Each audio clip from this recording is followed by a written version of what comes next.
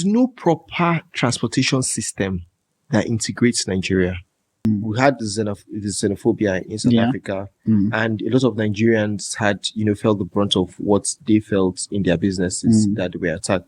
So if I were that kind of person, I'd say, also one day, these people can wake up and tell me that go back home. So what do I go back to? So that comes down to number one, real estate. I would use our major exports right now to the world is oil. Yeah. And which I don't think is our major exports. Our major exports from Nigeria are the Nigerians. Our major exports, our major exports from Nigeria are Nigerians. So that's what the government has failed to realize. The sooner they do realize that, the better for all of us. Why is there no ATM inside malls in Lagos? Because I don't want to say Nigeria because I don't know what's happening in Abuja now. Like most of the malls that I've gone to, please, if you are also watching, help me answer the question. We have our ideas, we share it, and somebody can contact us from this all the way from Switzerland and say, okay, we like this, and we can create this into a series for people that are around Europe for not just Nigeria, but for the whole Africa. How can we make this into an African series for just people in Europe? And we're going to pay you a royalty, and then we have like a sharing formula. We already have a business. True. So because of that barrier to entry, that low barrier to entry, that ability to implement without regulation, that has helped us flourish. Then how can we transport that? How can we take that and transmute that into what the government is holding back? That's where privatization comes in. Yeah. So Dangote, the richest man in Africa, I always look at him. He went into this space. He wanted to build the largest tomato paste factory in West Africa. He went in, the factory was ready, but he couldn't get the tomatoes. Wow. In the ease of scalability for an average entrepreneur in Nigeria and funding availability to scale business, how is that like in Nigeria? Now, how come you can't export yam from Nigeria conveniently to Europe? Because we don't meet the standard. But you can easily do that from Ghana. And you check the amount that Ghana is gaining in form of that export. What do most Nigerians do? They take their yams and go to Ghana and export from there. Wow. Now, Ghana is gaining that revenue as an export proceed. But why haven't we standardized our methods of export? Because the banks now have cash. The banks are now loading the ATMs. But people's psyche has been so damaged that in certain areas, they don't even go to the ATMs anymore because they're like, I'm not even going to see cash. Because I've gone today, I didn't see cash. Tomorrow, I went, there wasn't cash. So what makes me think that the third day there's going to be cash? So I can categorically tell you that the Central Bank of Nigeria recently fined some banks because there wasn't cash in their ATMs. So hello, my AfriOne family. I'm so excited today to be on your screen wherever you're watching it from. I want to say thank you. And also to the followers and the subscribers, I want to say thank you to you all and to my beautiful guests who have graced me in this 1 year sitting on this very particular platform. I want to say thank you under the umbrella of AfriOne Show. So today, quickly, I'm here to just talk to you about two new products that we have released. One of them is known as the AfriOne Property. Can't blame me. I like my AfriOne network. And the second one is known as AfriOne Invest. And the first one, AfriOne Property, and the second one, AfriOne Invest. I want to encourage you, please. Are you a property owner, or maybe you're an agent, or you are a startup and you're looking for a platform for you to be able to put your properties? I want to encourage you, please, now go visit property.afrione.africa for you to get registered and also for you to start listing. You never can tell. You might be sitting with me here on this very particular table as we're going to be talking about all things property. And also on the second side of things, for those of you who are business people, you are intending to start your own business and you want to check how the market is. You want to see if your ideas are going to fly. Or maybe for you, you are literally at a stage where you need to scale, but you need funding.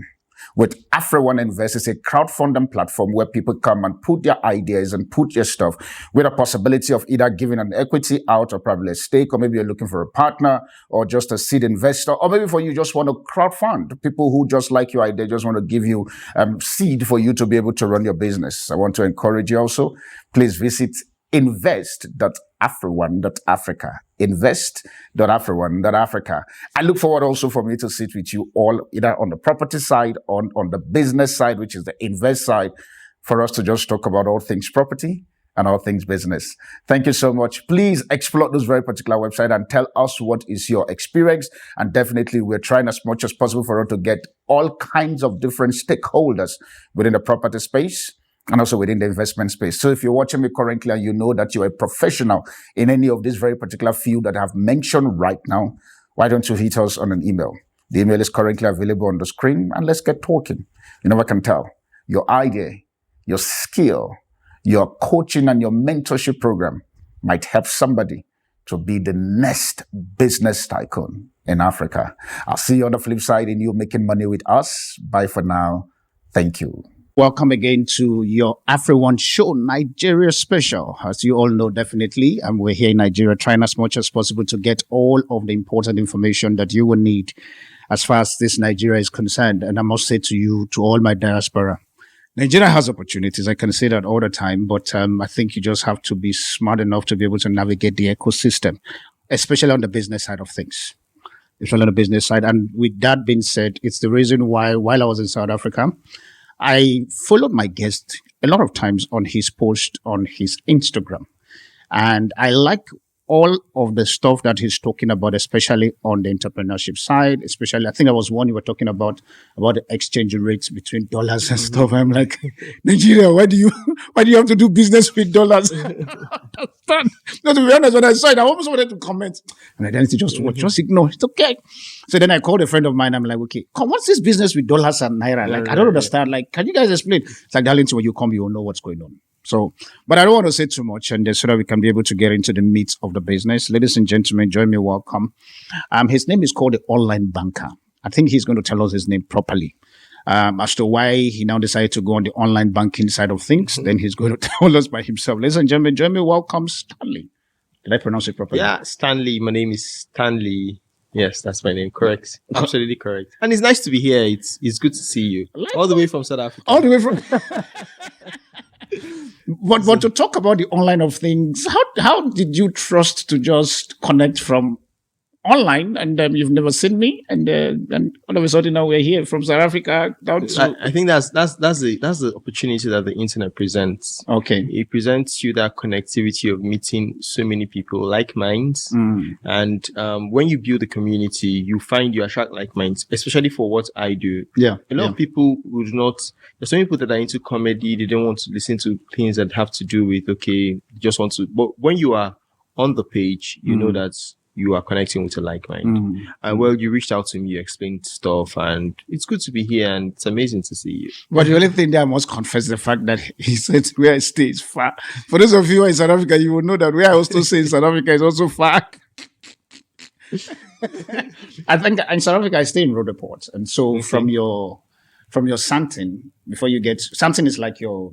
I'll use the word central within your... That's the most expensive square meter currently now in Africa. So like business central business area? Central business area for Sandton, not for Joburg. But from your Sandton, I use Sandton because most of the times that's where I hang out and stuff. From Sandton to my place, plus minus 45 minutes. If there's hold up, 1 hour plus. So a lot of people, when they come to the studio, like that, are you staying outside of South Africa? I'm like, is it not your country? What do you mean? So I think I'm getting the same feedback correctly now. Look as if everybody who comes to this place, like, you stay far. I'm like, yeah, it's okay. I'm used to eating stuff. But thank you for coming. So please, can you just let the audience know who are we talking to in full? And then before we kickstart our business for today. Okay, my name is Stanley Onuorah. I've been popularly known across social media as the Online Banker. I talk about the economy, fintechs, banking, because I was a banker for 10 plus years in Nigeria, and generally how people can manage their money in Nigeria. Now, that question I want to ask you, for you living the banking side of things, why? What happened? So I discovered a niche in what I do currently. Okay. That was just last year. So I left paid employment, the 9 to 5 last year. And so I discovered a niche in what I'm currently doing. And so I decided to advance that going forward.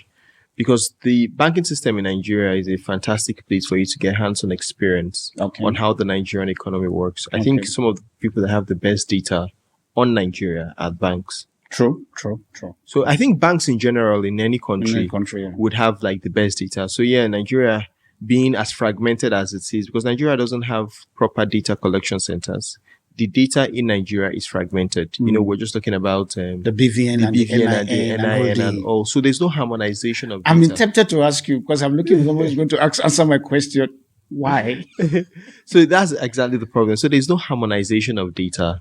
And because there's no harmonization of data, the data is fragmented. So if you can see people that can bring the data in a way that is useful to you, a lot of people do appreciate that. Okay. So going forward in discovering what I do, and I found so many loopholes. I saw the gap. So you are from South Africa, for example, and you were listening to me from South Africa. Yeah. And there are so many people that depend on what I say from places like London, the US, and, Qatar, around the world. And then there are people in Nigeria that have no idea. They just go to work, come back, they go about their daily lives, and they don't know how to, they don't know what's the impact of what is happening in the economy is going to affect them in 3 months, in 6 months. So I saw that niche, and it's been something way more than being profitable personally. It's been something that has been, life transforming for a lot of people out there. Part of the thing that I want to find out from you with your experience, how has that very particular sector, especially now looking at the economic side of things with Nigeria, many of us in diaspora, we struggle in terms of coming back home because we don't understand. Like the first thing that shakes me was the whole concept of dollars affecting everything in Nigeria. And I'm thinking, I remember there's a lady friend of mine, we were just talking as to if you want to buy something in Nigeria, you can actually check the tin in the morning for X amount of money. Yes, and it's then in the afternoon, it's $1. I'm like, but why? It's like, no, dollars. I'm like, yeah, but you didn't buy the thing. Looking at it from the whole issue of the dollar, because you talked on your platform, one of the things you talk about the whole currency exchange and stuff. And one of your content I watched, how to benchmark your buying power using dollars and dollars. I think also you even say that this year you should expect. I'm like, okay, this man, you're making me scared in this country. And fair enough, I was watching that 3 days ago and I'm like, are you sure that my investment in Nigeria is going to come out full? How do we look at the entrepreneurship space currently now in Nigeria, understanding the play that dollars is doing? What needs to happen? So let me start from the background of how the naira, the interplay between the naira and the dollar. Okay. So Nigeria is heavily import dependent. Heavily import dependent. Yes. So we are import dependent. Because we are import dependent, a lot of the fluctuations, before you can convert to any currency, we have the naira yuan swap with China, but how many people can access that? So before you can convert anything in purchasing anything from around the world, the first reference is the dollar. Okay. So if I want to buy something from you in South Africa, for example, so you check, because there's no proper pricing between the naira and the rand. So you're going to say, okay, $1 is equal to 18 rand. Yeah. 1819 rand. Yeah. And then $1 is equal to 1,600 naira. Currently. Okay. So you should not say 1,600 naira. So you just divide it by the 18 rand that you have, equivalent to $1.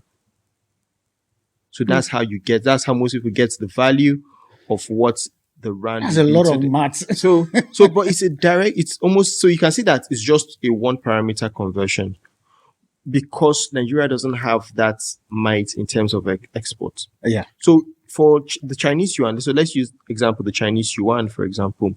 The Chinese yuan has a lot of people trying to buy from China. Yeah. So you can directly quote what the value of the rand to the yuan is, because everybody's trying to buy from China, and China has that economic might.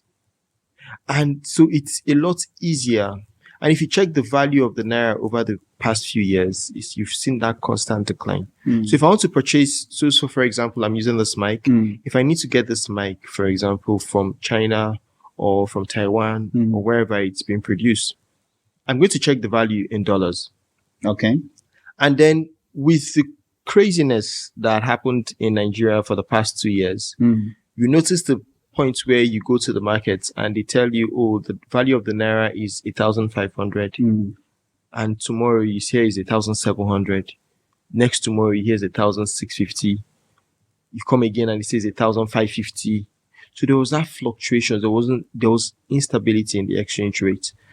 That largely driven I'm tempted to ask, what is causing the instability?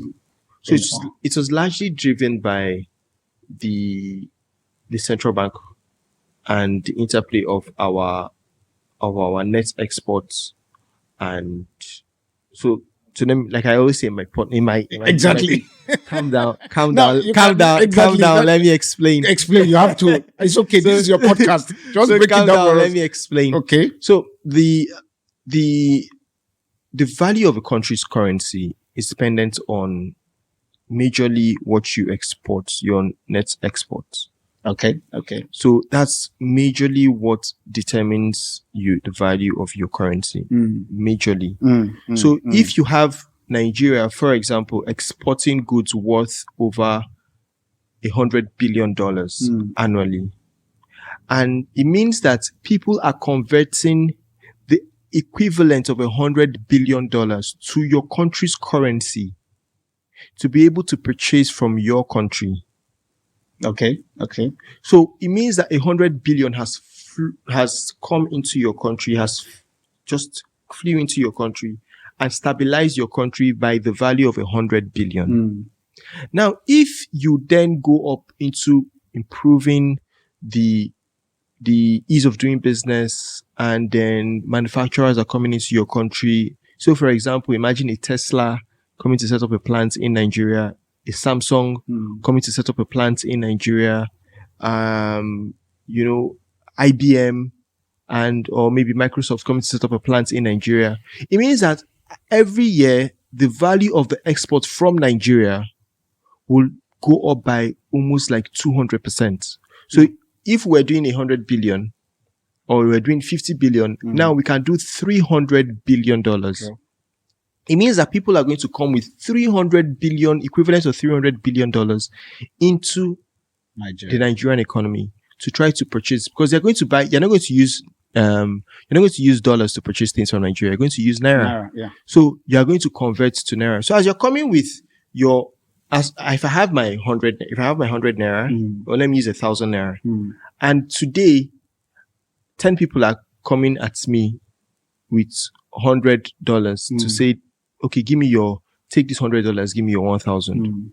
Tomorrow, 200 people are coming to me with $100. I'm saying, no, in fact, if you're coming, bring this $100, you need to bring $150 before I can give you this 1,000. And they are still coming. Next tomorrow, I say, no, this $1,000 is now worth $200. If you come with $200, I'll give you $100. And they are still coming.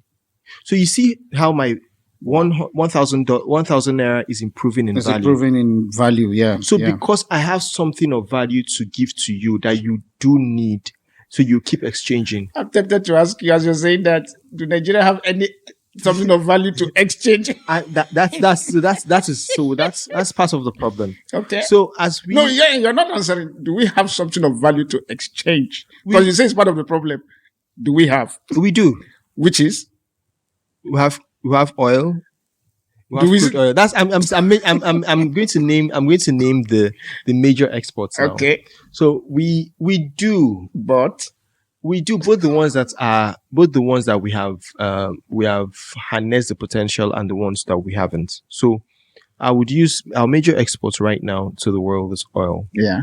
And which I don't think is our major exports. Our major exports from Nigeria and the Nigerians.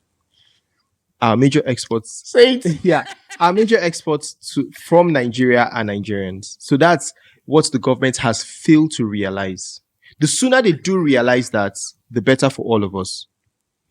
And I'll explain why. Please go deeper. And I explain why to you. So at the moment, we are dependent on what is beneath the ground.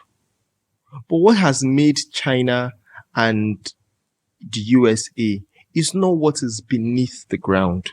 It's what is above the ground, which are the humans. They are the ones that can tap what is above the ground and what you do not even see. And even the things that are beneath the ground, that are beneath and above. We are currently exporting oil, and oil forms over 80% of our foreign exchange value. So we export oil, they pay us. We use that to offset the national budget and all. Then we have non-oil exports. We have things like cocoa. We have things like cashew nut. We have other non-oil exports that we do. But what is the value? That's what I want to ask. That does it equate to what? No, the value. Import? No, the value is really small. That's why I said we do have things of value, but how much of it have we harnessed the potential? So we're some of the biggest producers of yam in the world. Okay. We're some of the biggest producers of cassava. I think we're number 2 or number 1 of cassava producers in the world. Now, how come you can't export yam from Nigeria conveniently to Europe? Because we don't meet the standard. But you can easily do that from Ghana. And you check the amount that Ghana is gaining in form of that export. What do most Nigerians do? They take their yams and go to Ghana and export from there. Wow. Now, Ghana is gaining that revenue as an export proceed. But why haven't we standardized our methods of export? So you have non-oil exports that stay in some of the ports for days, and due to bureaucracy, some of them stay back because that still comes down to the people you're talking about, our diaspora. Yeah. A lot of people see the potential in Nigeria and they say, oh, I can get 5 acres of land, or I can get 20 acres of land for $5,000. And then I could use like another 10,000 to farm it. And I see the potential in the revenue that I'm going to get. But when you come down to the nitty-gritty of how you're going to move from that phase to getting value to trying to export, you realize that there's so many bottlenecks, from the people that you're going to work with, from the manpower, which are the personnel, down to the infrastructure for you to take it down to market, the roads, the trucking, the storage. Then when you get down to maybe the ports, the bureaucracy that is involved, the people that you're going to meet at the ports, how they respond to you, the ease of the people that you need to set. So by the time you go through these hurdles, now and you check, some of your goods might go bad. Yeah. Then you now check, after going through this, I remember a story, not one, is not two, that they had gotten some of their goods out, and when it got there, they said they didn't meet specification. They couldn't send them back, and they had to, because those things have they had like a shelf life, and they went bad. So those are some of the challenges that you do have. That's when I talk about that the value of Nigerians is actually in Nigeria. But the government has not emphasized the essence of the value of Nigerians. So I'll use this example. The biggest music stars in Africa are Nigerians. Yeah. Nigerian music is what is consumed the most around Africa. And now we have exported it to the world. It's no longer a case of Nigeria. I was in Germany. I moved around Europe like 2 years. I had like a Europe tour, and I was around 7 countries. And for everywhere I went to around Europe, I was in Italy, I was in Switzerland, I was in Austria, I was in Germany. While we're playing volleyball, I was playing volleyball with my sister in Germany. And what were they playing? They were playing P Square. It was even P Square's old songs, not even the recent ones. That the P Square, because P Square is no longer, the band the group isn't together. But they were playing the old P Square songs. That's what they were using to work out. So you can tell how much we have exported the value of that. Now we have the Nollywood, which is number 3 or number 4 in the Number world. 3 in the world. Number 3 in the world. 3-2. 3-2. No, 3. Because I so know we have that Hollywood, we're contending Bollywood. currently now with America, because one is Bollywood. No, it's Hollywood, Bollywood, and then Nollywood. Yeah, that's what I So said. we're number 3. So we're number 3. Okay. So we have the third largest film industry in the world. That isn't supported by government. And mind you, if you notice something that's consistent with this, is that it is not government. There's no government interference. So this has low regulation. Yeah. So once it has low regulation, it has to do with the youth, it flourishes. That is the narrative that has been painted in Nigeria. Yeah. And it's even consistent around Africa. So you have tech, you have media that is largely controlled by the youth. Yeah.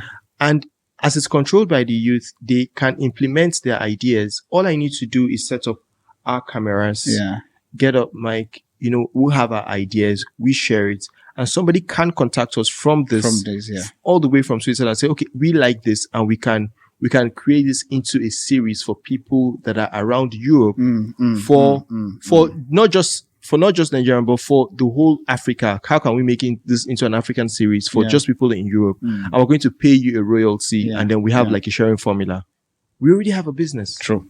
So because of that barrier to entry, that low barrier to entry, that ability to implement without regulation, that has helped us flourish. Then how can we transport that? How can we take that and transmute that into what the government is holding back? That's where privatization comes in. Yeah. So it's privatization is a means of the government getting itself out of the way for someone like you and I to take our innovative ideas, get something on board, and see how we can scale it as much as possible using the best talent available. So yes, Nigeria, we're still dependent on oil at the moment for most of our foreign reserve, but what is above the ground, which is Nigerians, is still what the government has failed to put effort into. Oh my God, that was a lot.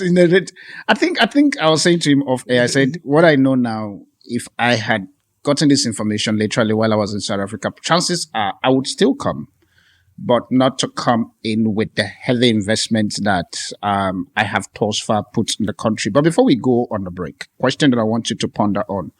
When you look at the business environment of Nigeria at the moment, yes, what goes through your mind? If you notice, I kept your flag by your side. So that flag you're seeing there, it's your flag. This is my own flag. My green, white, green. It was intentional so that you see your flag. Business environment in Nigeria, for people like your kind you fly in and out. You understand the marketing system. You understand the environment. What do you want to say about that? That's a conversation that he is going to talk to us when we come back on the second segment. And then, so please just go and get your water, because now it's going to get heated. The first one we're just doing now is just for us to let's just test the waters. Now we know the water, how the water look like. Let's go and swim. I'll see you after the short break. Don't go anywhere. All right, family, we're back again on the second segment right here on your AfriOne Show. I'm still sitting with the online banker, and he is talking to us on the previous segment about the business environment with the whole drama between dollars and naira. As to why what is happening currently, and you're seeing the different price in the markets. And I think it's something that, I don't know, I like saying this, if diaspora community would brace up like my kind and choose to enter the country, with what we know, chances are maybe we may be able to do a bit of an event, because one of the things I've come to understand here is the fact that, like which you even said it, the issue of policies from the government. And the reason why, like you said, the Nollywood and Nollywood and the film industry and tech. And tech, yes, that's the word I'm looking for. Tech is prospering in Nigeria is because of the ability for them to be able to be free and stuff. But before we go on a break, I was asking you a question around the business environment in Nigeria thus far. How has it been? Ooh. Okay, welcome to AfriOne Show.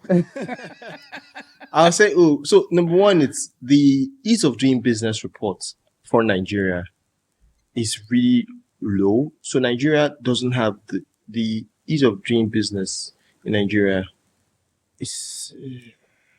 I would use the moderate word. It's not business friendly. I need somebody to agree with me. It's not business friendly. Nigeria is not business friendly. So if you are about to start a business, no, take us through that. so if you're about to start a business, so you're a typical store. So I want to start a business that has an external field. So I need to service customers. So I'm opening up a store. The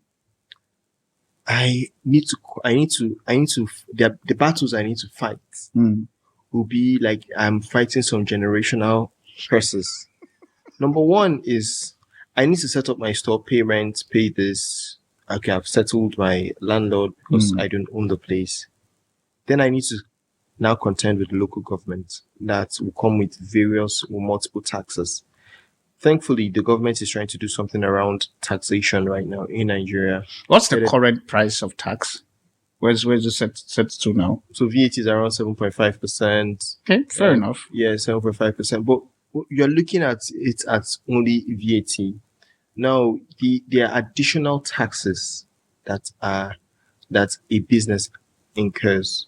So if, for example, what's the VAT rate in South Africa? 15%. So if, for example, I'm paying my VAT rate in South Africa at 15%, I know that my electricity is taken care of, water is taken care of, there's good roads taken care of. So that automatically has cut some other expense that I will have incurred on other fronts, which is a form of tax too. Okay, I see where you're coming from. I see. So it's a form of, because what I'm looking at the tax as what is taking away money from my pocket. You. True. So I'm paying the government 7.5%, but aside the 7.5%, I need personnel that I need to train who the system has not properly educated, that I need to educate. So I have that to contend with. Okay. Then I have the utilities that I need to take care of.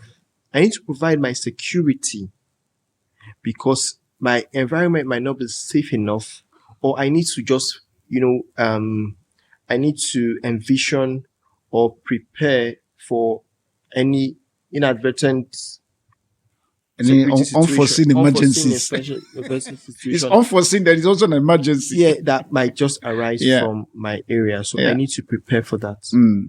That's one. In addition to personnel, then the goods that I'm selling, they're going to come. I'm going to transport them.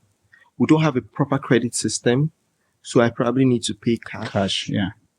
Now there's no proper credit system, so I might not be able to get a soft loan for a small business that needs to start up from the country. And even if I'm getting that, what is the value in terms of if some of those goods are imported? So you now notice that you have a lot to contend with as a small business in Nigeria. And it's when these things are said, when we outline some of these problems, they look like they are small until you step in. They are not small. They are not until you step in. That's why I'm here. They are not small. And they are not. And that has its ripple effect. Yeah. The same way you're feeling is the same way the man that sells next to you is feeling. Yeah. So what that does is that you guys were paying a premium for some of the goods that you're not supposed to pay a premium for. True. So for example, telecommunications, recently the government gave approval for the telecom companies to increase their fees, their charges by 50%. Huh? Yes, by 50%. 50%. Kenya. Officially on this very particular podcast, we've been talking. So let's make it happen. And Nigerians have their elastic band is so large. No, Kenya went to the streets for bread. For bread. They protested. So what? In addition to you increased bread, it was bread and what's this thing women use? My wife likes telling me, they said no, it's not Pampers, the other one. Is it sanitary pad? Sanitary pad. Just that too. They shut down Kenya. Now you now have Nigeria where the price of petrol, which controls, because there are no proper other transportation modes of transportation around Nigeria. So it's just in Lagos, Abuja that you have trains. Yeah. And the trains do not run across all locations. So they are just limited to certain places. Now, so it means that you need petrol to run most of your cars, petrol and diesel, to run your cars, majorly petrol, to run your cars. The price of that has gone up. So it has affected transportation. Now, I was talking about the telcos. Now, the telcos run most of their stations on generators. If there was a system that ensured adequate power supply, whatever they are spending on generators will be a fraction of the cost. True.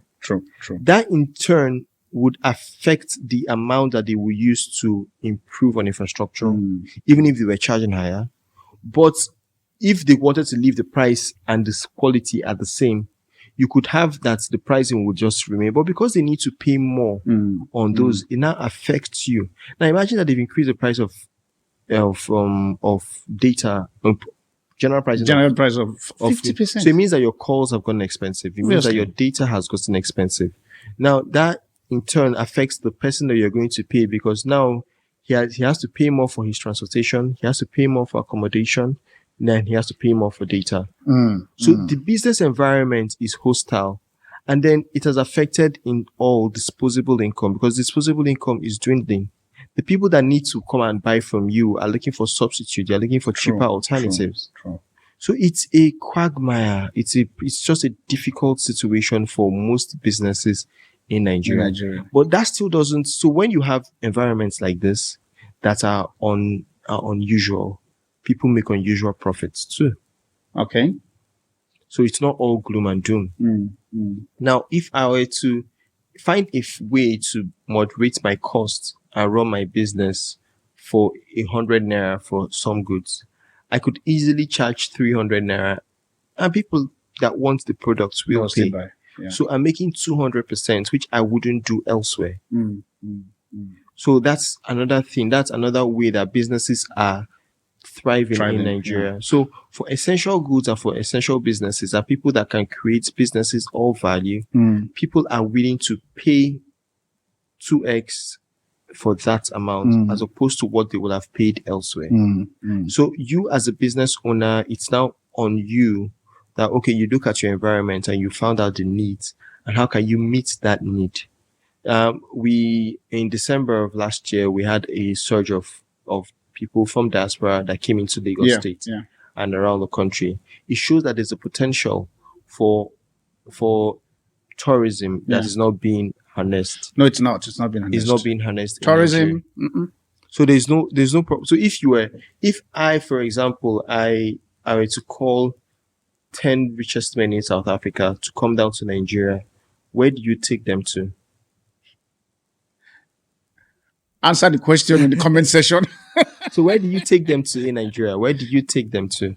So those are some of the questions that you ask. What are the means of tourism? So if you had to take kids or to bring kids from South Africa to Nigeria, and I want them to go and have a good time, where do I take them to? I think this my guy just know how to peel the layer, and he's peeling it with ease. So it's a question. So it cuts across. It's cuts across. So we're not looking at the tourism part, and it still comes down to a lot of government hand policies and interventions plans that is not now, there. Where for you to have adequate tourism, you need security. So first of all, I as an investor, I need to feel that the environment first is safe, and then that your policies are consistent. So I need to have safety in your policies, and then I need to have safety in your courts, in the rule of law. So I trust you. I trust your business. I trust your country. No problem. I'm coming. I like the environment. I feel it's safe. People have told me great things about the country. I'm coming in to invest my money. I've stayed here. I can walk around at night. So I feel the security is great. Okay, now I'm coming down to policy. What are the policies that affect my line of business and business environment in general? So how have you treated other businesses, top businesses in your country? And how can I come in? If I'm coming as a newbie and someone that has been in the country for 20 years or 30 years, is being treated a certain way. and is not getting adequate support from the government, how does that then affect me that I'm a newbie? That means I could be crushed in an instant. No. So I wanted to say something, I just kept quiet. So that is the perception that the environment, that people that are coming, because there's a limit to what you have as a country that you can use to improve. A pond goes still pretty fast. True. But True. the river stays fresh. So you need constant influx of capital. People exit, people coming. True. But you need that the net inflow is higher for you as a country. It shows that, okay, I can take my money when I want to, and I can come in when I want to. That brings a lot more people than people that leave. So it's just the same system that is applicable in banking. Okay. I think part of the thing that you're saying, part of what is playing in my head now, it's how easy it is for an average entrepreneur in South Africa. Nigeria. Yes. My in-laws, you guys are fighting my head. Don't worry, you feel like you're in South Africa. It's totally understandable. It's totally understandable. Okay. In the ease of scalability for an average entrepreneur in Nigeria and funding availability to scale business, how is that like in Nigeria? So in funding, so you're coming from South Africa, so I would compare to South Africa because I have a bit of an idea of what happens in South Africa. There are a bit of more flexibility in South Africa because South Africa is a proper credit system. Yeah. So there's support for, I think there's this support for young businesses that they have in South Africa. You have your NYDA, you have your DTI, you have your Gauteng Propeller. I can't go on. There are a number of them, depending on which sector also of business, which sector of business that you're going into. Yeah. And the ease of accessibility is there. It's not the one that you need to know somebody, pay somebody, so you can access that. If you don't pay, the system has a way of coming after you. No, I don't understand. Some of those are grants. Some of what you have in South Africa are grants. Some of them are loans. Yeah. So if in case where you take a loan and you don't pay, okay, the system has a way of coming after you. I hear you. Now in Nigeria, some of the loans that are taken do not have, I could give you my BVN and then disappear. You can't come to my house. You come to this house tomorrow. They say I've packed out and nobody can find me. Yeah, but I have your BVN. I'll go to your account. There's missing money in the account. You must have money somewhere in your account. You can't tell me that you keep money at home. So these are some of the issues. So for those kind of people that are starting off certain kinds of businesses that are, below a certain threshold, they can afford to live on cash. Yeah. Okay. On their day-to-day, because some of them, the business did not work out. So, I don't even need the bank system for anything, or I can use my wife's account. So it still comes down to education. It still comes down to the method of I'll just call it cultural system in Nigeria. But now for a small business that you want to start up, so I would like to use practical examples. So I have this phone here, and I want to start off a business selling phones. Yeah, remember we're talking scalability. Yes, scalability. Yeah. So I'm starting off funding first, and then scalability. So I want to start up this business. So I go and do my feasibility studies and all, and say, okay, all right, or let me use agriculture. Let me use a farm that's at least it has better social impact. The farm that I'm starting, I'm going out to say it will cost me 10 million naira to start up this farm. Okay. For farms in Nigeria, there are few institutions that lend to farming as a business in Nigeria. Because that is already limited, you find out that people that want to go into farming are already disadvantaged if they cannot source the money from friends and family and from personal savings. Okay. So you see where there's a challenge in accessibility to funding.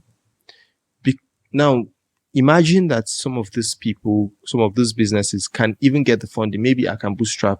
I've saved up my money for the past 7 years because I wanted to start this business. Or I have a brother in South Africa. I have another one in the UK, and I have another one in the US that is willing to give me the money to start this business. So I start. Now, I want to scale this business. Once you want to then scale, that's where a lot of businesses in Nigeria face trouble. Okay. because of, number one, personnel and Okay. systems. But thankfully, there are lots of people in the country at the moment that are helping small businesses build systems. One of the things that we don't have in Nigeria are systems. A lot of people don't know how to build systems around their business. Agreed. So you're coming into a business and, okay, it has run so well here and it's in Lagos. I want to take it now to Abuja. I want to take it to Port Harcourt. I want to take it to Kano. You find out that by the time I'm getting to Abuja, who are the people that I would employ? What are the systems? If you are not there as a person sitting down in most businesses that are brick and mortar in Nigeria, there's a high chance that they would rob you of that business. It still comes down to the integrity of most of the Nigerians. I wanted to ask, how is the integrity threshold? So it's really low, because from what I've come to find out, one of the things is that everybody there's a psyche in the system, and it's from top. Anybody listening to this, for our people on top, so it's a top to bottom approach. I don't know if it's from bottom to top, or I don't know how I'll put it. Maybe it's just all of us, because the people that climb up to the top are from bottom. Yeah. So the first thing that the average person is thinking is, how can I maximize profits? And when they can't maximize profits from you, they steal. So if I cannot get it legally, I steal from you. And that has affected businesses. You have cases where people are bringing in their POS terminals, giving their personal account numbers to you to make transfers into robbing of the business of revenue. So it now comes up to, whenever you're going to set up your business, you must put in adequate checks that you wouldn't have put in elsewhere. True. So you must put in adequate checks for you to be able to prevent such cases. If not, you run the risk of losing your business. So those are some of the challenges that affect scalability in terms of small businesses.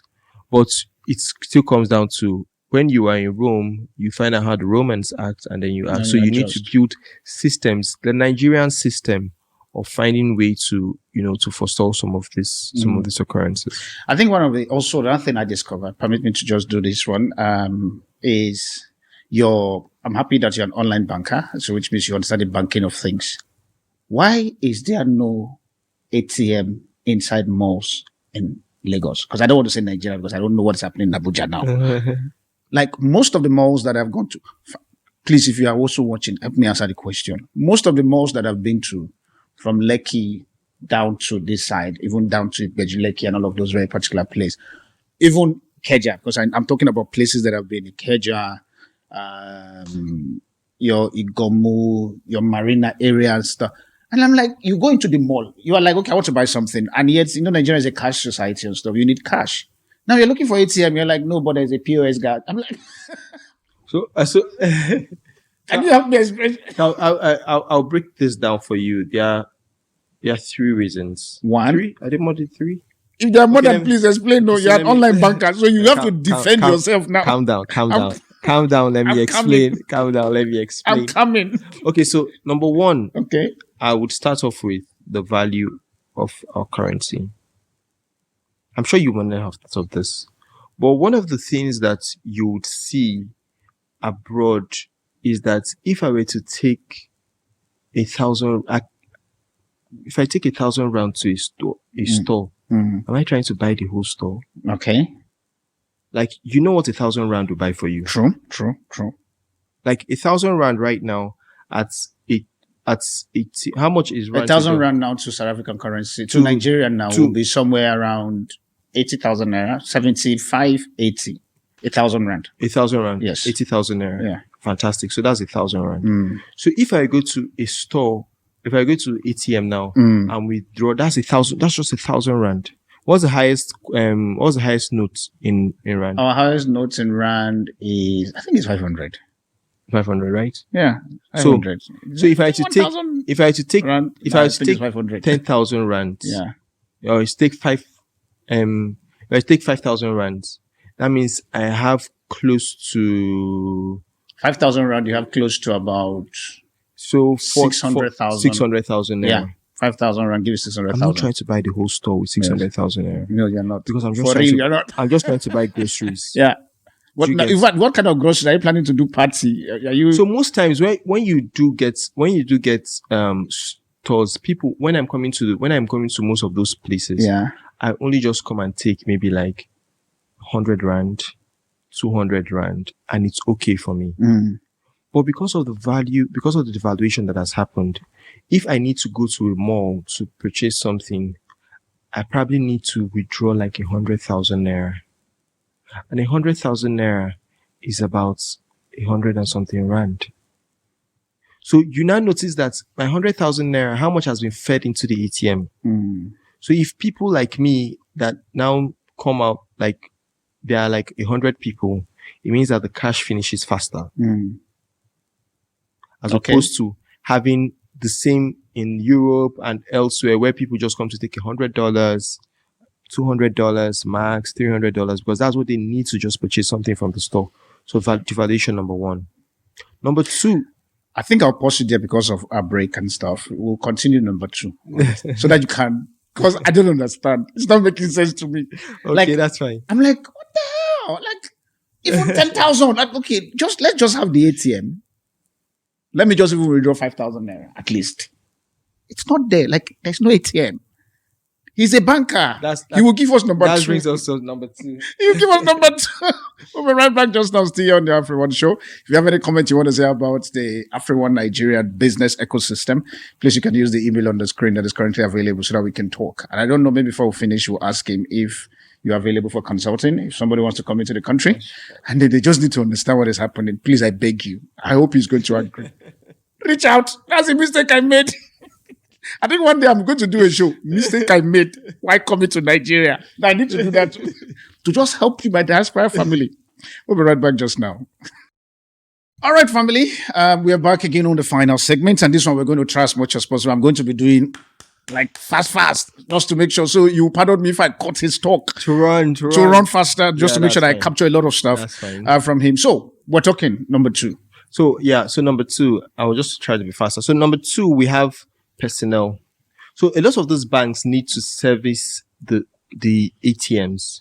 And what they do is that they get branches closest to the malls to be able to service that ATM.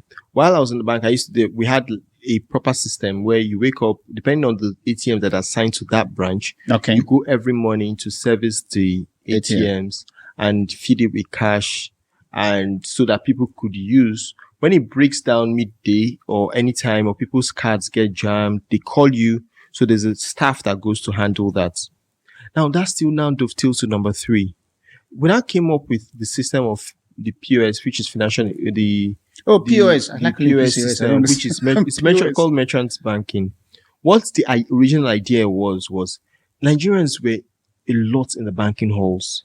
So the banking halls could not contain the Nigerians, and there were so many unbanked people. So there were people that were doing cash-based businesses. So people that had fuel stations, people that had supermarkets, and a lot of cash-based businesses. Why not just use them as a means of getting money from those instead of coming to the bank? Then the bank pays them a fee as the inconvenience fee they will have incurred if those people had come to those banks or had taken transportation from remote villages all the way to maybe like city centers where they had banks. So they were going to pay them a commission, maybe 15 for per transaction, so that they could act as mini banks for them. So you're affiliated to a bank like Access Bank or Zenith Bank.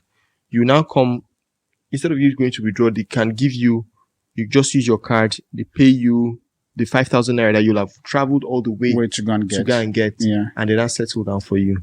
But that quickly changed. People now saw that you could make money off these POS. So why not go to the bank? Sorry, let me take some water. No, that's fine. No, I think it's something that is it's crazy. So why not I go to the ATMs and empty it? Where I have this ATM has a cash balance of 2-3 million naira. I take that 3 million naira and go to my locality and then tell people that you don't need to go to that bank. I already have the cash here. So just pay me the 100 naira or 200 naira or 300 And I'll naira. charge you And then that's the extra. charge I'm charging you and I pay. Then the people that need to go to those ATMs go there and they are empty. Hey. So that's the listen. Then lastly, there was in 2023, when was the last election? 2023? Yes. So in January 2023, the CBN came out with a policy to during the cashless one that the they tried. Yeah. So they tried to take a lot of cash out of the system. That created a shock. So with that shock, were these POS people taking advantage of the system. So it created an imbalance that has still not been resolved. Because the banks now have cash. The banks are now loading the ATMs. But people's psyche has been so damaged that in certain areas, they don't even go to the ATMs anymore. Because they're like, I'm not even going to see cash. Because I've gone today, I didn't see cash. Tomorrow, I went, there wasn't cash. So what makes me think that the third day there's going to be cash? So I can categorically tell you that the Central Bank of Nigeria recently fined some banks because there wasn't cash in their ATMs. So they are now going back to the system. Before now, the banks had dedicated staff, like I mentioned, that were assigned to those. But because of this POS thing, they relaxed. And those guys used to stay Saturdays and Sundays. I'm telling you, they don't go anywhere. So on Saturday, you have somebody sitting in the bank, making sure that the uptime of ATMs was such a key parameter for most banks. I don't know how it fell off the grid. It was a key parameter for measuring the staff's quality of, performance within the calendar year for appraisals. But the system being what it is, these guys came through the POS people and those guys went down. Now the CBN is trying to bring that. They now have some of those people coming back, but it still hasn't corrected the psyche of the people going to the ATMs. Then secondly, the people that are doing the POS, that have these POS businesses, are not allowing you and I, because if you go to the ATMs, they don't make money. So they are shortchanging the system too. All right. I think that's just my answer on the POS stuff. POS, that's the name, yeah. POS stuff. But I'm just going to switch currently now so that I can be able to talk to my diaspora community at the moment. Somebody currently watching and they want to come into Nigeria. And when I mean diaspora, I'm talking about we Nigerians in diaspora. And also the other ones who wants to also come in. True. What advice will you give to them, knowing too well that you operate within the online banking space and within the SMEs? What advice will you give them if they are coming to do a business in Nigeria? So I'm talking to you, my diaspora people. Please look at them. I'm looking at you. This is from my heart to you. No, one of the mistakes that I thought you wanted to say don't come. Well, no. One of the mistakes that a lot of diaspora people, there's business opportunity everywhere, especially in Nigeria. So one of the things that you would notice while you are abroad is that no matter how far away you are from home, there is that pool. You haven't been to Nigeria in 20 years. 20 years. Why are you exposing me? Yes, 20 years. But most importantly is that there is a pool that brought you back. The Nigerian in you still brought you back after 20 years. Now, by the time you get into your 50s, you might be like, okay, Nigeria is not home, but I have this disposable income. Let me just have a house in Lagos. It's not as if I need it, but anytime my children want to say they want to come back, I could lease it out.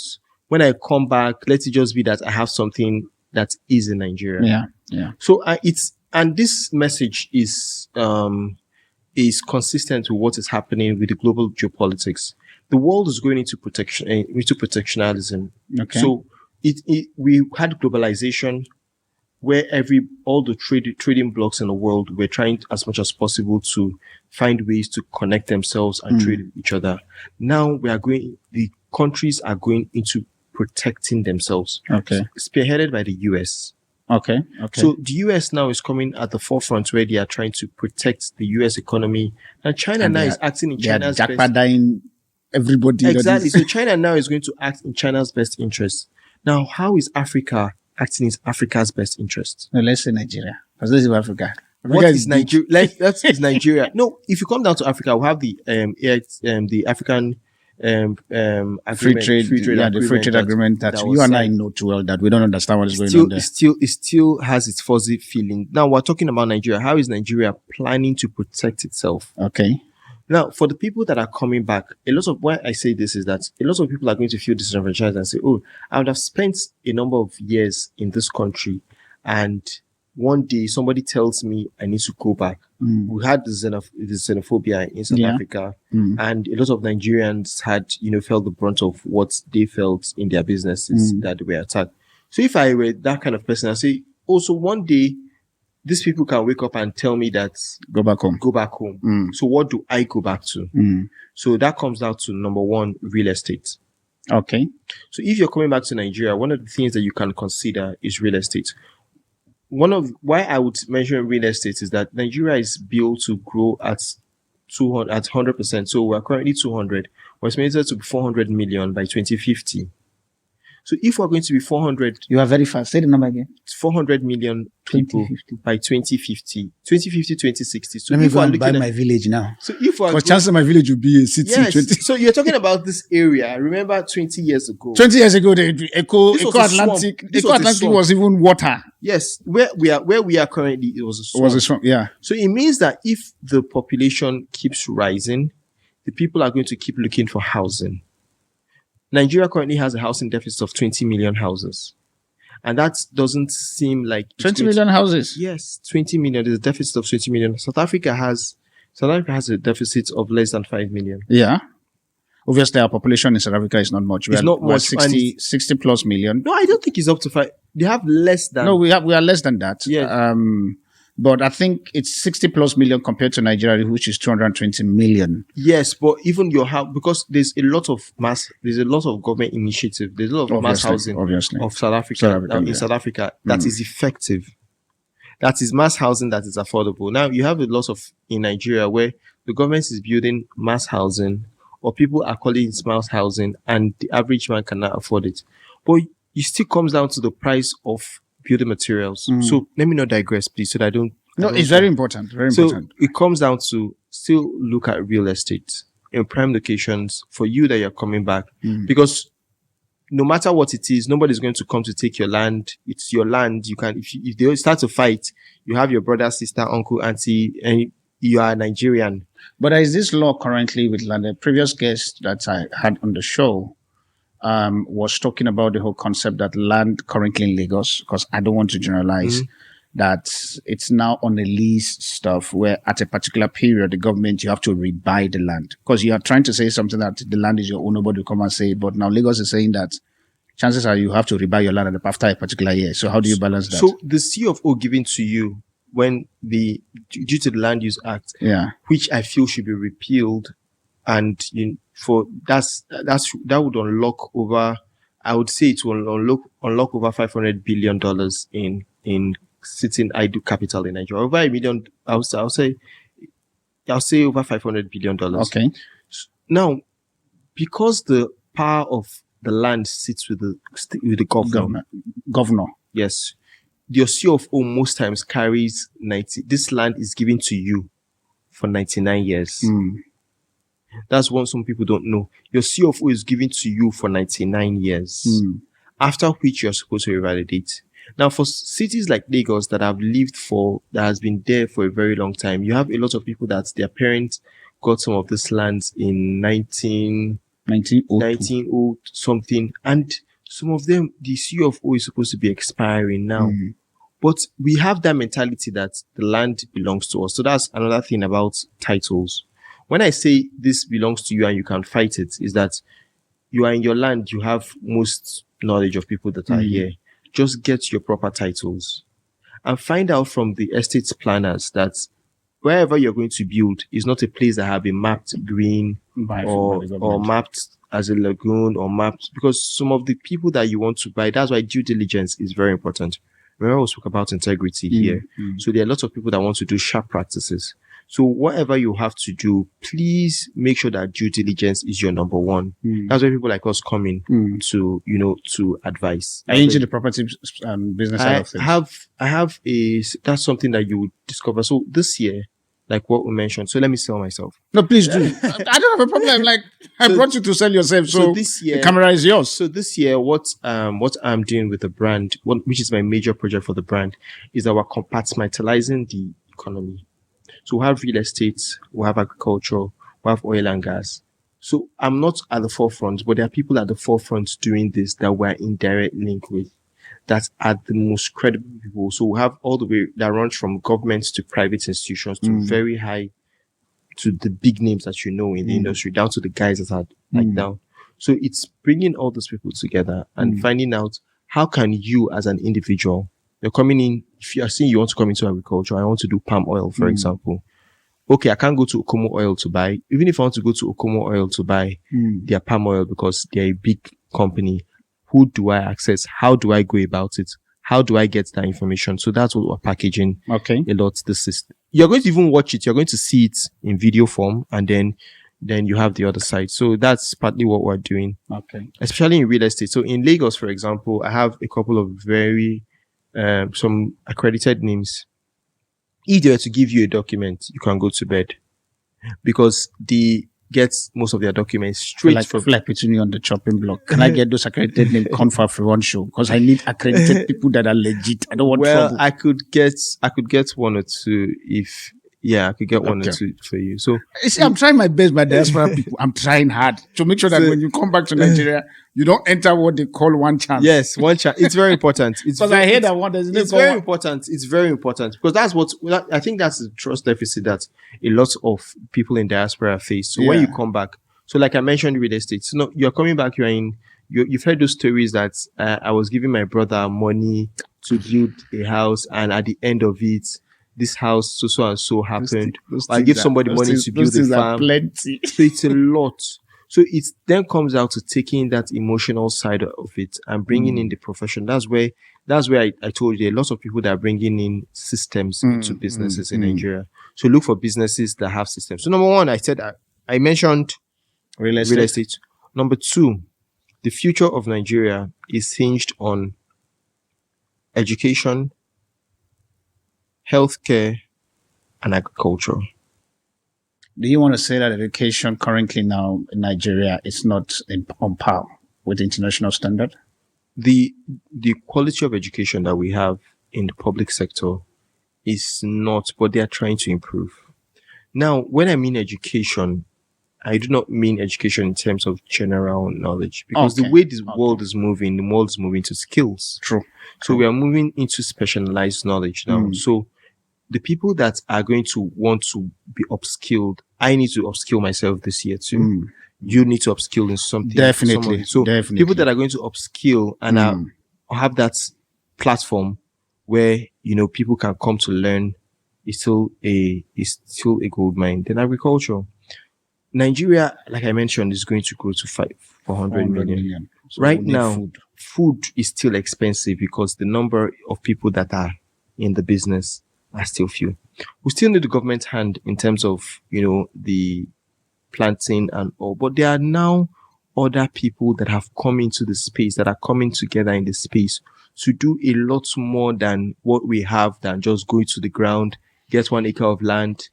There are various farms. Yes, there are various people there's the hydroponic farming that you can, you don't need soil, that people are bringing in. They're bringing in hybrid quality seeds that, instead of taking 2 years, it's taking 6 months. So all that is coming up. And then you don't need to look at only that. You need to look at the value chain. Look at the value chain around agriculture. That is where processing, storage is the next frontier. If you can, right now, we're still some of the highest producers of yam, tomatoes, and some of these crops. But what happens is that there is no storage. No storage space. I hear you. Dangote, the richest man in Africa, I always look at him. He went into this space. He wanted to build the largest tomato paste factory in West Africa. He went in, the factory was ready, but he couldn't get the tomatoes. Wow.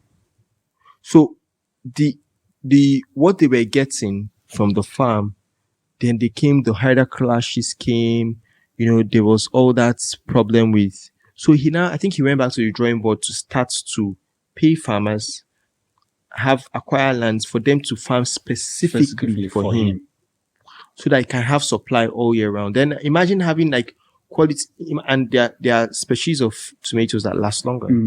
So imagine giving a specific seed that you can use for your paste, that you can then sell to at a premium in the market, and then that you can store, and then you building storage spaces. Some of these things are still lacking. The amount of investment needed to do it, the government wouldn't do it alone. That is where the value chain still comes in, and converting some of these materials into other products that you can even still export. Because another thing that is happening in the diaspora, which still comes out of agriculture, is that they need some of these things. People want to feel like, I want to eat my gari, I want to feel Nigerian when I'm still there. So if they continue to grow in diaspora, which is growing. It's growing on. Like you said on the first segment, it's the largest export. Yeah, so it's the largest export. So if the people in diaspora continue to grow, they still need to feel Nigerian. Yeah. And then some of these products are still essential for them. All right. I think because my time is running out, I don't know, because I'll catch you in Abuja. There are a lot of questions I couldn't ask you, but I'll catch you in Abuja. Then we'll do a part 2. Are you promising me part 2 in Abuja? Inshallah. No, inshallah. Now I'm beginning to understand. When they tell inshallah here, it is better. I feel like putting myself on a chopping block. When you hear inshallah, it's better than when somebody tell you, I swear to God. As we begin to close quickly, when you look at the government system, number one, in Nigeria, what do you think? But before that, I want you to talk to me about the regional divide that is hitting Nigeria at the moment. Okay. How do we solve this regional divide? Because part of the team for AfriOne Nigeria right now is bridging the divide. The divide is very huge. How do we bridge it? I'm still going to be having this conversation with everybody. But from your own standpoint, how do we solve the regional divide that is currently, whether I like it or not, is affecting? Because I say this because I remember my younger brother wanted to get a place, and literally they refused to give him that even after he has paid. They said because he's married to an Igbo girl. Yeah. Welcome to AfriOne Show. The way he's looking at me now, he's confused. Wow. It's there. Here in Lagos. That's why I understand the regional divide in Nigeria is very huge. So there's supposed to be a deliberate attempt by the government. So I'm going to take it away from the government. It's supposed to be a deliberate attempt by the government to quell some of this regional divide. This divide. Yeah. But what we have seen is that even agents within the government sponsor the divide. The biggest media, the biggest platform for communication and entertainment right now is the social media. And they have waged a social media war that has seemed like it's tribal. So pitting this tribe against the other. Now it's still, everything still largely rests on the government. There is no proper transportation system that integrates Nigeria. Okay. If somebody in Kano or somebody in Maiduguri can easily take a train, and the train takes him to Enugu or Anambra in the east, and he stays for a day, and that same train another train takes him down to Lagos, and then in 1 week he's back to Maiduguri comfortably, his perception of Nigeria will change. True.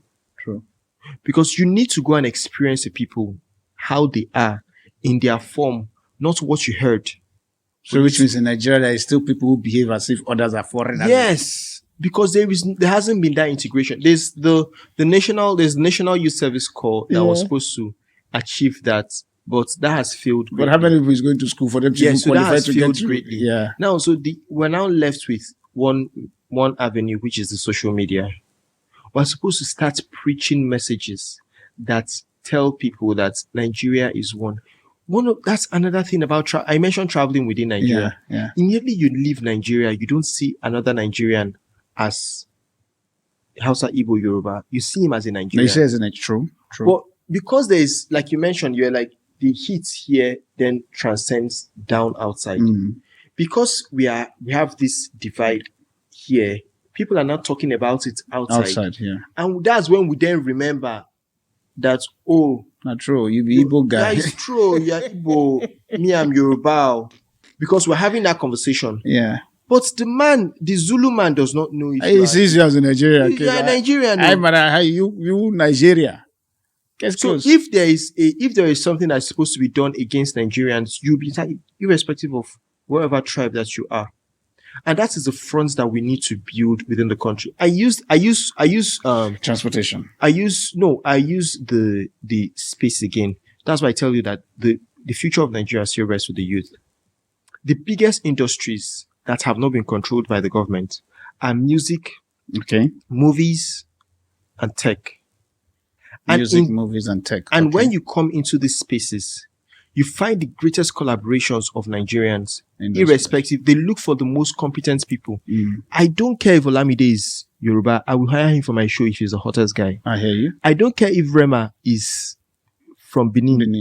I will hire him for my show because he's the hottest guy. I don't care if Chike is Igbo or Flavor is Igbo. If that is what is in demand in South Africa, I will bring him over. Yeah. And that's the same way. And then you check, if you go to some of those artists and you go to some of the tech hubs, it doesn't matter who you are, the co-founders and all, it's just somebody that has the right knowledge and is the right knowledge that can execute these projects with me. As long as it's a Nigerian, I'm fine.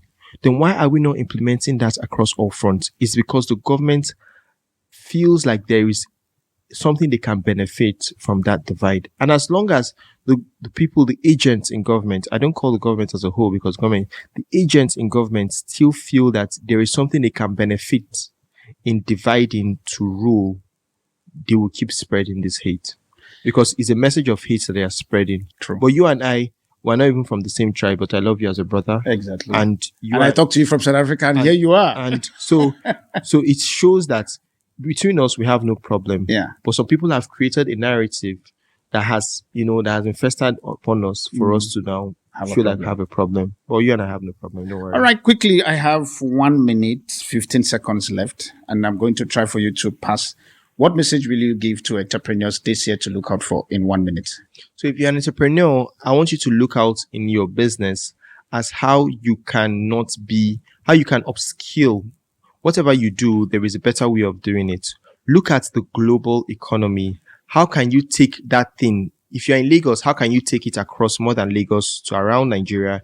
If you are already around Nigeria, how can you take it outside Nigeria to Ghana, to South Africa, and to other African countries? If you're already there, how can you take it across the world? So look for ways to expand. So your expansion plans should be more than where you are.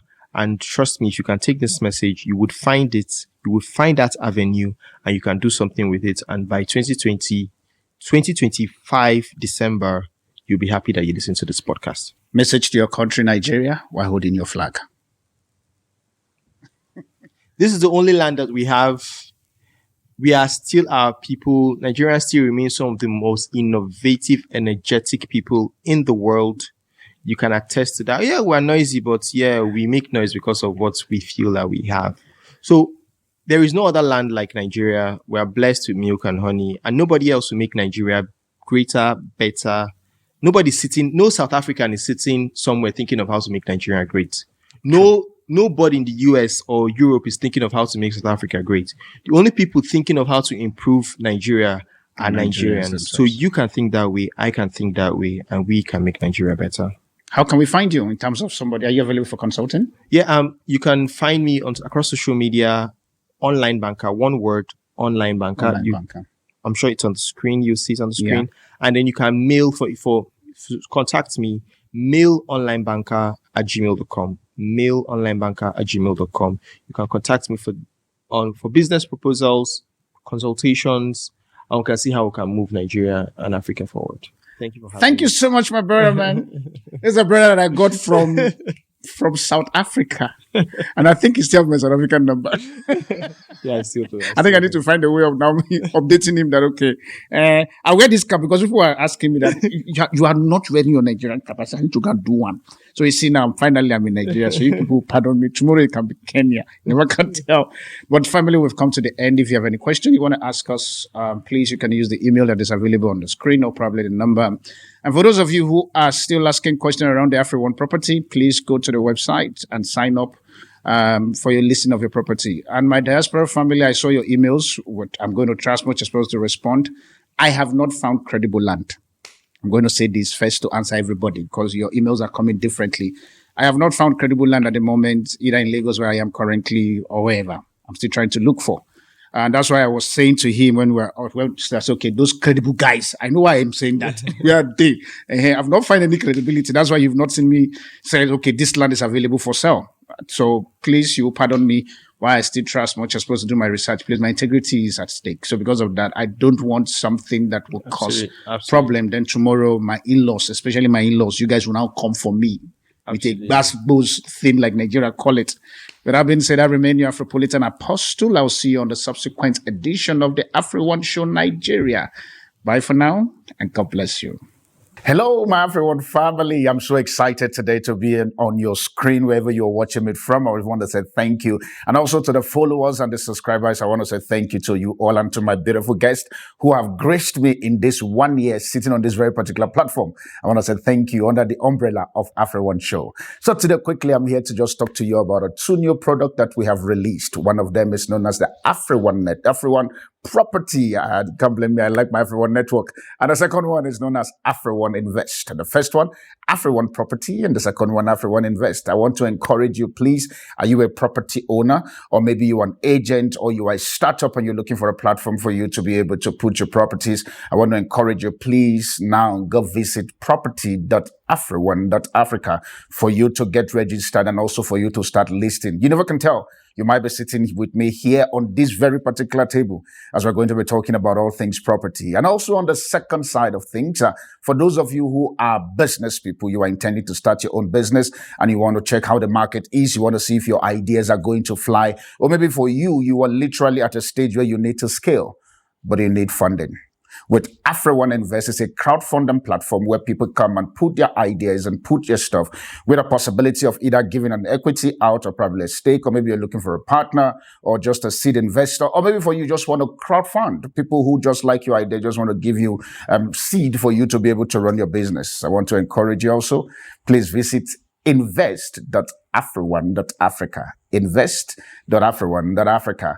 I look forward also for me to sit with you all, either on the property side, on the business side, which is the invest side, for us to just talk about all things property and all things business.